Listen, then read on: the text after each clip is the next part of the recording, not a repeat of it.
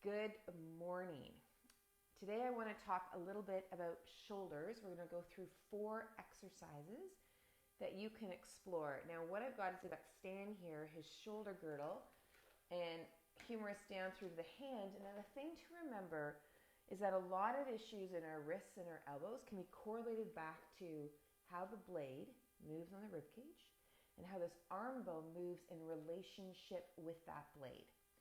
So the blade's joint, it's a functional joint. It's not a real joint per se, but they call it a functional joint of the blade on the rib cage is called the scapula, because this is the scapular, and this is the thorax, the scapular-thoracic joint. And then this guy here, this is the head of the humerus. It fits into, this is the fossa, glenoid fossa of the shoulder blade or the scapula. This is called the glenohumeral joint.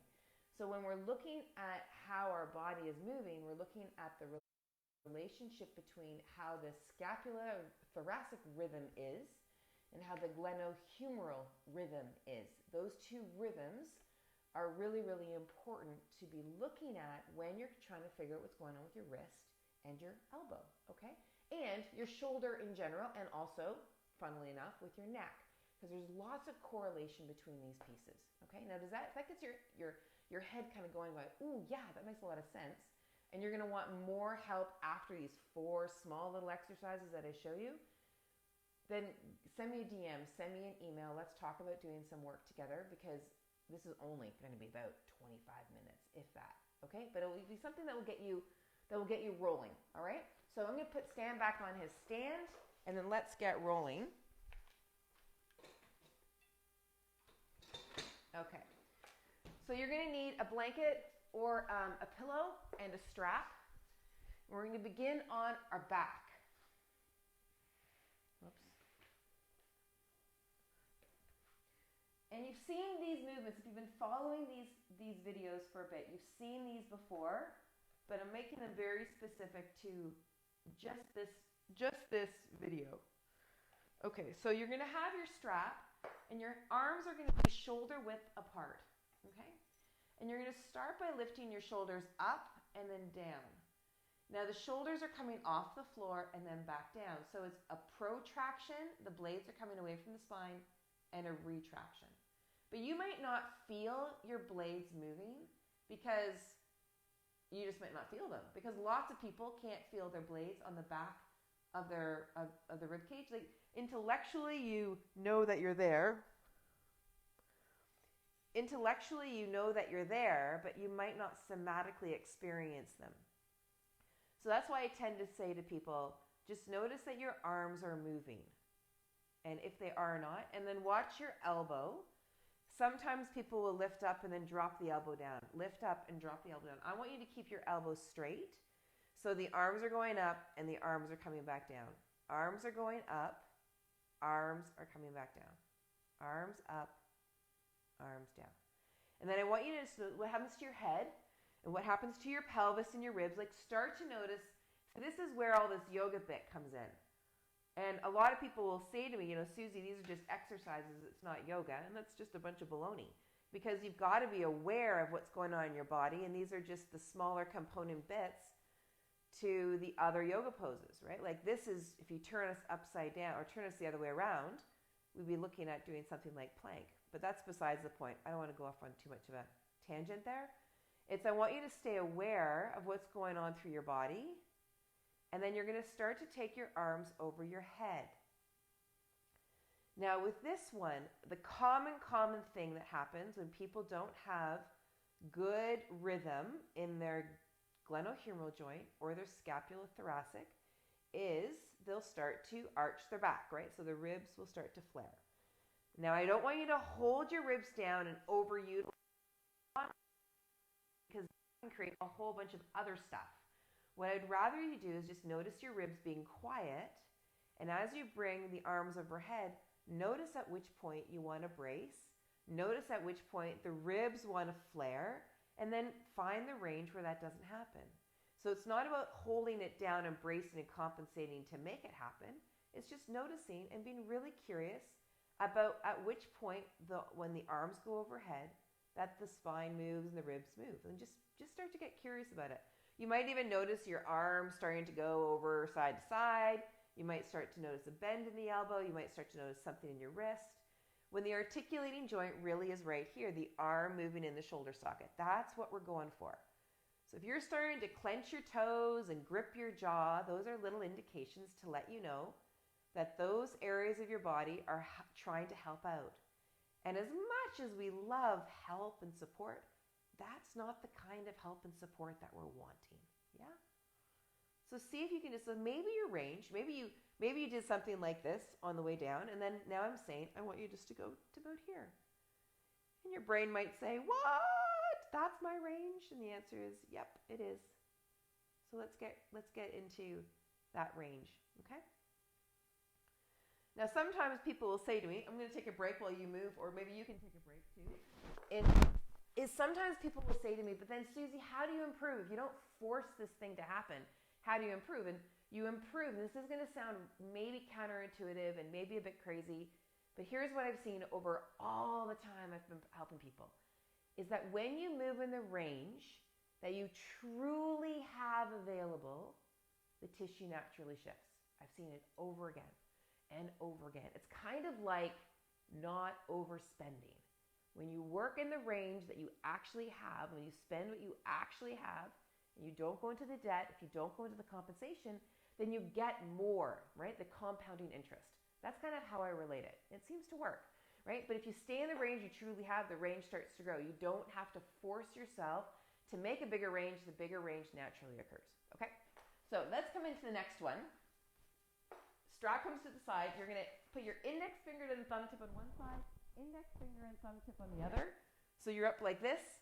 Elbows are going to bend. And then the arms are going to come wide. Now I'm going to turn my body so my head is facing you, and you'll see it from this angle. Arms move wide. So the elbow bend stays in the same elbow bend as the arms go wide. So we call this one pulling the thread because it's like you've got a thread between your two hands. You're pulling it wide. Articulating joint is the arm bone in the shoulder socket. Elbow stays the same angle. Wrist stays the same angle. So you're not splaying your arms out. It's just a movement from your shoulder joint. Okay.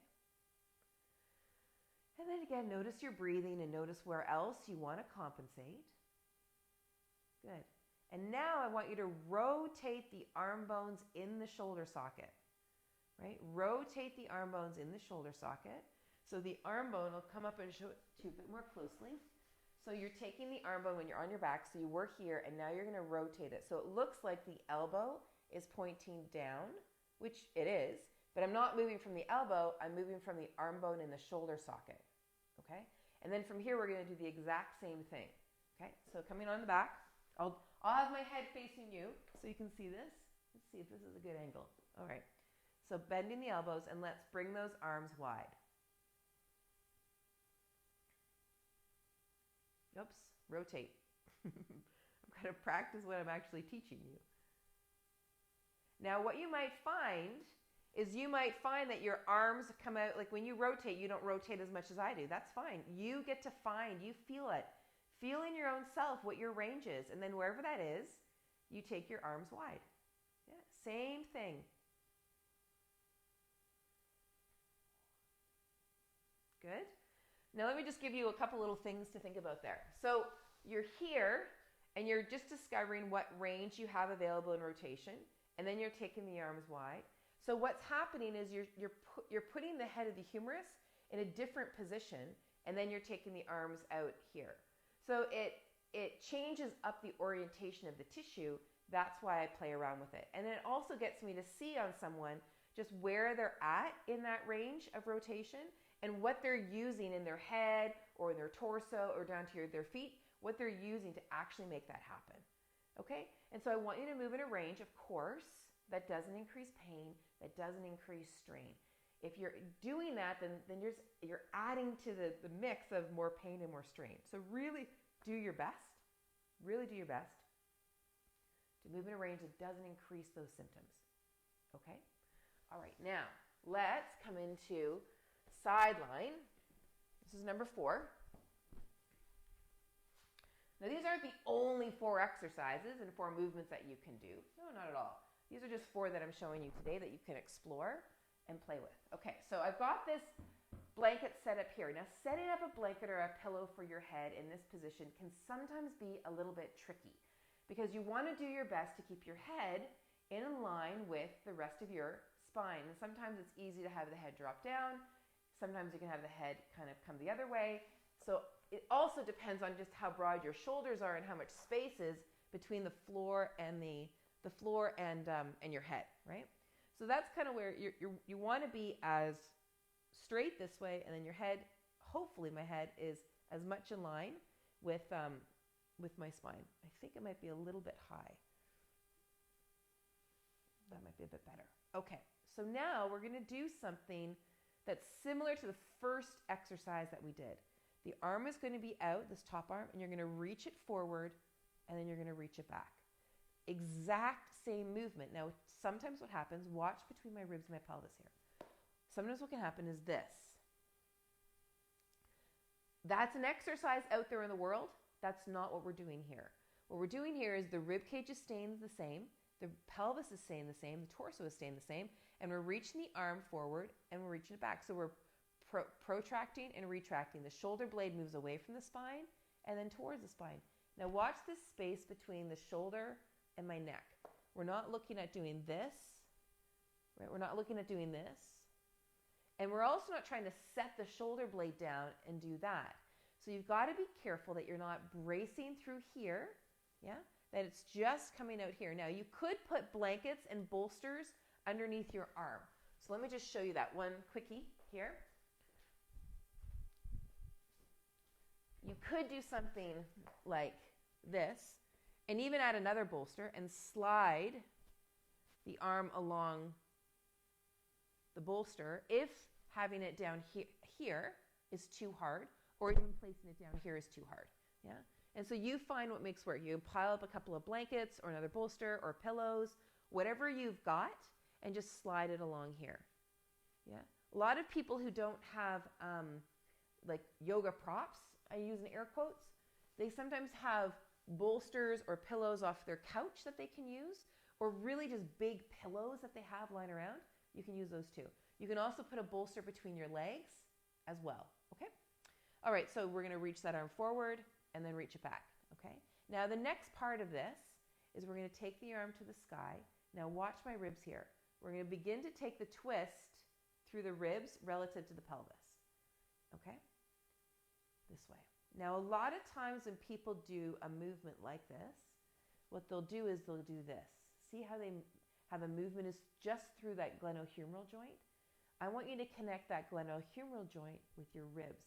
So imagine you've got Crayola markers on your fingertips and you're making an arc on the ceiling and you're moving the rib cage around, and the arm is moving not because of the glenohumeral joint, but because of your rib cage. And do your best to keep your pelvis quiet. Yeah, really, really quiet. Good. And just see what happens. See if you want to bend the elbow. See if you really do want to move the shoulder. See if you want to grip your jaw or hold your eyes or do something with your ribs. Start to become familiar with what?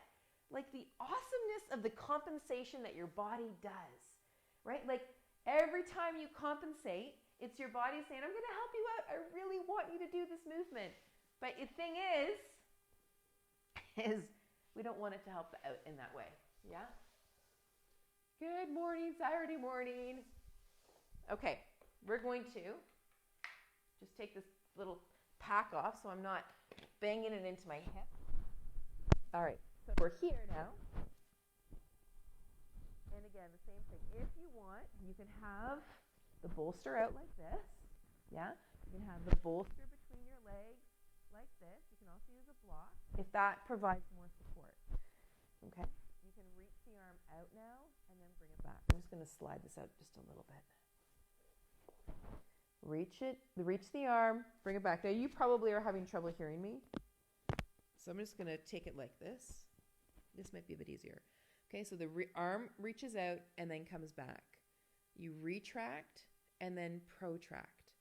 Watch what goes on between your shoulder and your ear, or if you want to brace down here, just know the only thing that is moving is your blade on your rib cage, and the arm is following as a result. Yeah? And then from there, the arm comes up. Watch that it's not through the glenohumeral joint.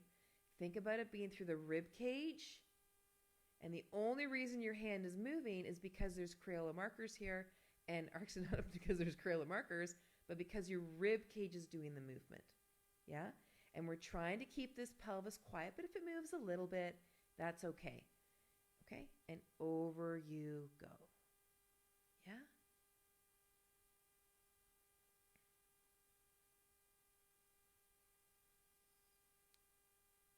Perfect. Okay. So, come onto your back for a moment.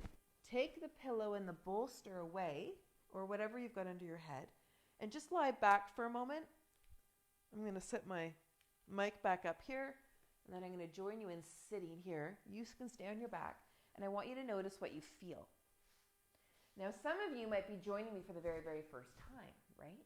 And then you'll be like, okay, who is this girl? And so who this girl is I'm helping you become aware of what your movement patterns are. Yeah? I'm helping you become aware even how your breathing was within that movement pattern. Where are you compensating elsewhere in your body to make the movement happen? We all compensate. Every single one of us compensates. It's part of the human existence. It's one of the amazing, intelligent things that our body does for all sorts of reasons. But what I have found is this. People who have pain, when I can help them reduce their compensation, their pain goes away. Big, pregnant pause on purpose.